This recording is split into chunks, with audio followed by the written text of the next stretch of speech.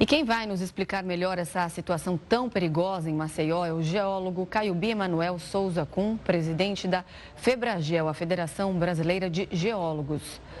Boa noite, Caiubi, seja muito bem-vindo aqui ao Jornal da Record News. Boa noite, é um prazer estar aqui conversando com vocês, Gustavo, Renata. Essa situação em Maceió é uma situação bem grave e a gente espera conseguir contribuir aqui para que a sociedade entenda o que está acontecendo. Exatamente, queria que você explicasse para a gente se a possibilidade desse desabamento realmente existe e se é grande e se essa mina pode atingir essas outras duas minas vizinhas, que me chamou muito a atenção, que formaria uma cratera do tamanho do estádio do Maracanã, é exatamente isso? Ali nós temos um processo de extração de sal, como foi dito na reportagem. As camadas onde se extrai esse sal, elas estão lá a 900 metros, 1.000 metros, 1.200 metros de profundidade. Porém, conforme esse sal foi sendo extraído, as camadas elas foram se movendo e você foi tendo um deslocamento da cavidade para níveis mais superiores. E um estudo feito pela CPRM, que é o Serviço Geológico do Brasil, indicava que essas cavidades já tinham saído de 900 metros para 750 metros de profundidade. Então, nesse caso, existe sim um risco de colapso ali naquela superfície. Na verdade, já está tendo esse indicativo desse colapso, que é essa região passando por esse processo de recalque, né, sendo rebaixada ali com esse rebaixamento dos blocos ali da região, mas a tendência é que isso continue acontecendo até que o solo se estabilize, as rochas ali naquela região se estabilizem. E pode levar, sim, à abertura de uma dolina, né, de um processo ali que você vai abrir uma verdadeira cratera naquela região. Caiubi, pelo que eu estou entendendo, então, a solução, digamos, é apenas esperar para ver o que vai acontecer? Ou existe algo a se fazer, além de retirar, obviamente, as pessoas, o risco da vida humana, mas, teoricamente, é só esperar para ver o que vai acontecer ou há o que se fazer para justamente dar a segurança ali para o terreno? Ou não? Tem que esperar ver o que vai acontecer? Um caso como esse é muito complexo.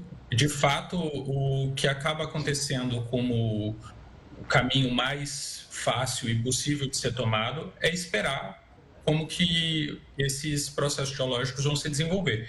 Mas eu acho que o principal aprendizado que fica de casos como esse é a necessidade de nós, no Brasil, nós mudarmos a forma hoje como é a nossa política no setor mineral.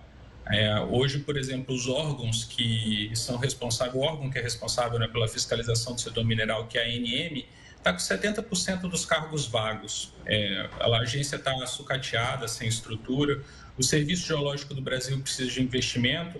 A mineração é um dos poucos setores que são similares, né, que usam recursos naturais, que não tem uma política de pesquisa e desenvolvimento.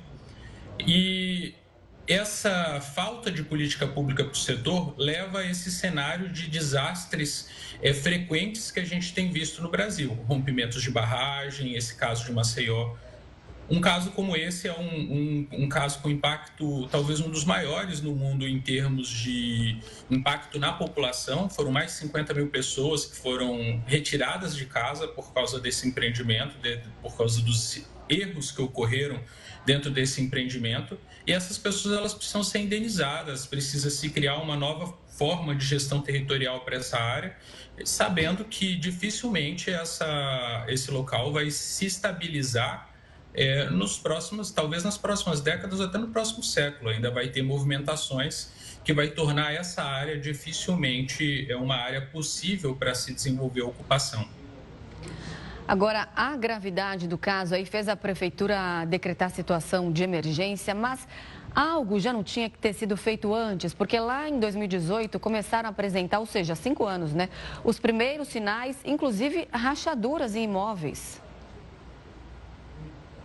Renata, desde 2018, a população de Maceió vem sofrendo com esse caso.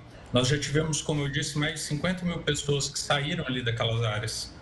Porém, tem outros locais, outras residências que ainda estão sendo afetadas. A dimensão disso, inclusive, pode ampliar a dimensão desses tipos de processo e pode afetar outros locais que estão no entorno. Aí tem duas preocupações. A primeira é com essa população que teve a vida totalmente transformada, tudo que tinha destruído, tudo que construíram foi destruído por esse processo. E o que foi feito para buscar solução para essas pessoas? Esse é um ponto. E o segundo ponto é entender que processos como esse, eles vão precisar de um acompanhamento de longo prazo, não só da prefeitura, o governo federal, o governo estadual precisa acompanhar e atuar para que seja encontrada uma solução para isso. E principalmente a Braskem arcar com as responsabilidades do desastre que foi ocasionado pelas operações dela. Caiobi, olhando justamente para esses próximos anos, que a gente vai entender o que pode acontecer com o terreno, teoricamente, esses bairros fantasmas que foram criados por conta dessa catástrofe, eles vão ter que ficar inativos por um bom tempo, ou seja, ninguém vai poder voltar lá pelo risco de um desabamento a qualquer instante, ou seja, essa área vai ter que ser inutilizada, praticamente. Ela já está inutilizada e provavelmente vai continuar por um longo período de tempo. Agora, quando que a gente vai saber se aquela área já está segura ou não?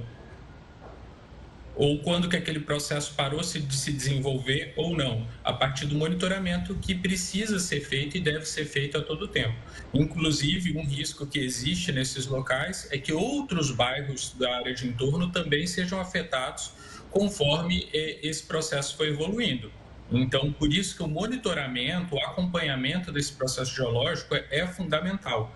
Mas, além do processo geológico, eu sempre gosto de reforçar muito a importância de nós redesenharmos a política do setor mineral no Brasil hoje, para que a gente não tenha mais desastres como esses que têm acontecido nas últimas décadas. A última década foi terrível para o Brasil em termos de desastres no setor mineral. E isso é um resultado da falta de política pública, do descaso que a gente está tendo com o setor. E se nós não mudarmos a forma como é feita hoje, nós podemos ter outros desastres nas próximas décadas em outros lugares do país. Então, a gente precisa ter um acompanhamento muito sério do setor mineral. Isso passa pela reestruturação da agência, fortalecimento do Serviço Geológico do Brasil, criação de uma política de pesquisa e desenvolvimento, uma reestruturação mesmo para que a gente tenha uma mineração adequada para o que é hoje o cenário do século XXI. Caiobi, existe risco de abalo sísmico? Como o solo ali, as placas estão se mexendo, pode haver um terremoto, por exemplo?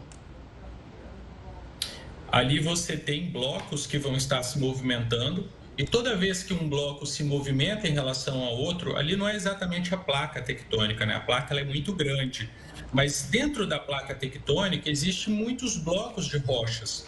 E na hora que um bloco se desloca em relação ao outro, pode gerar terremoto, sim. Então, é assim que ocorrem os terremotos, né? Pelo atrito de um bloco com o outro. Então, isso pode ocorrer, sim, nessa área. Lembrando que os terremotos, para eles causarem um impacto muito grande, eles normalmente precisam ter um grau muito elevado na escala Richter, né?